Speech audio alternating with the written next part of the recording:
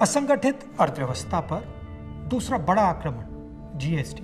GST बिल्कुल fail है, मगर ये सिर्फ फेल नहीं है, ये एक आक्रमण है गरीबों पर, स्मॉल एंड मीडियम बिजनेसेस पर।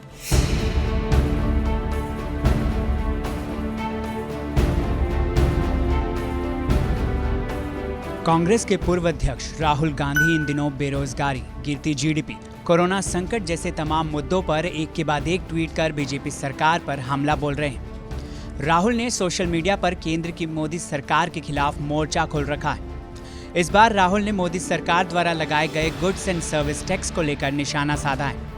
उन्होंने ट्विटर पर एक वीडियो के जरिए टैक्स को गरीब और छोटे व्यापारियों पर बड़ा हमला बताया है। कांग्रेस नेता राहुल गांधी ने जीएसटी को जीडीपी में ऐतिहासिक गिरावट का बड़ा कारण बताया। उन्होंने ट्वीट करते हुए लिखा कि जीडीपी में ऐतिहासिक गिरावट का एक और बड़ा कारण है मोदी सरकार का गब्बर सिंह टैक्स। एक वीडियो के माध्यम से राहुल गांधी ने यूपीए और एनडीए सरकार दोनों के जीएसटी लागू करने के तरीके में जमीन आसमान का अंतर बताया।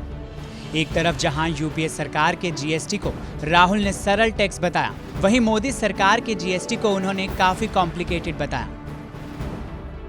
जीएसटी यूपीए का आइडिया था, एक टैक्स, कम से कम टैक्स, साधारण सरल टैक्स। एनडीए का जीएसटी बिल्कुल अलग है, 4 अलग अलग टैक्स, 28% तक टैक्स और बड़ा कॉम्प्लिकेटेड, समझने को बहुत मुश्किल टैक्स।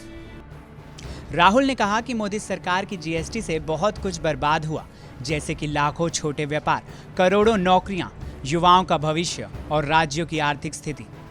मोदी सरकार पर हमलावर होते हुए राहुल गांधी ने कहा कि भारत मोदी निर्मित आपदाओं से जूझ रहा है।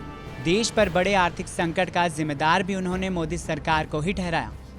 उनका कहना है कि जो स्मॉल एंड मीडियम बिजनेसेस हैं वो इस टैक्स को भर ही नहीं सकते, वहीं दूसरी तरफ जो बड़ी कंपनियां हैं वो इसको आसानी से भर सकती हैं। राहुल ने सरकार से सवाल किया कि उनके जीएसटी में 4 अलग अलग रेट आखिर क्यों हैं। राहुल ने कहा कि जीएसटी बिल्कुल फेल है, मगर ये सिर्फ फेल ही नहीं, ये एक आक्रमण है गरीबों पर, स्मॉल एंड मीडियम बिजनेस पर। जीएसटी टैक्स की व्यवस्था नहीं है, जीएसटी हिंदुस्तान के गरीबों पर आक्रमण है।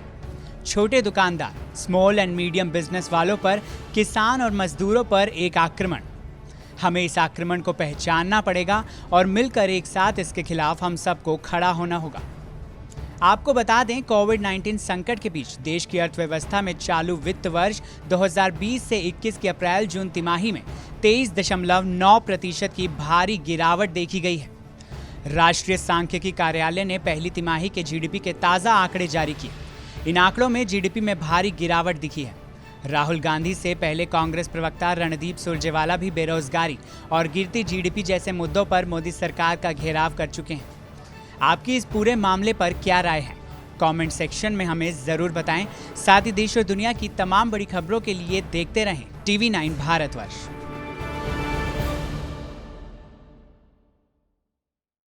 अड़ी सोमवार से शुक्रवार शाम 6 बजे सिर्फ TV9 भारतवर्ष पर।